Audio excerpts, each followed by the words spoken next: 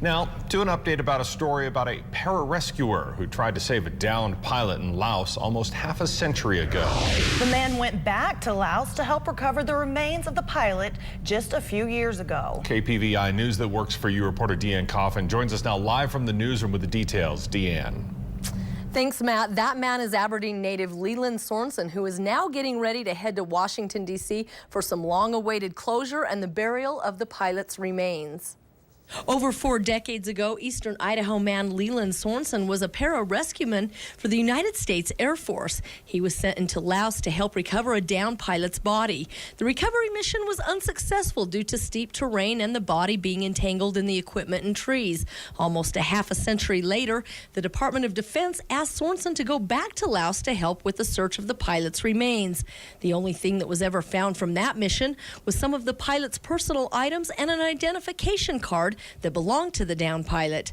Recently, the Department of Defense went back to Laos and did an excavation where they found bone material and teeth.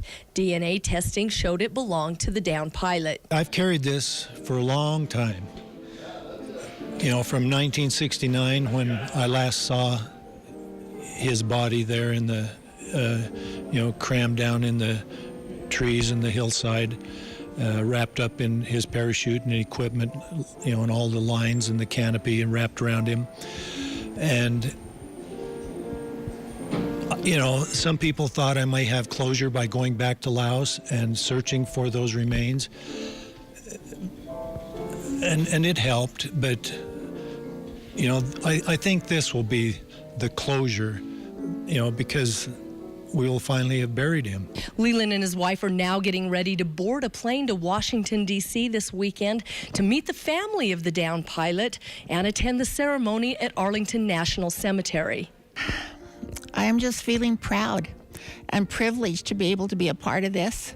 So proud of my husband and proud of our community for the way they've stepped up and wanted to help and donate money, and just so much love that we've been shown. And I'm so proud of our country that they go to this extra work of searching and finding and bringing home these people who have been lost for so long.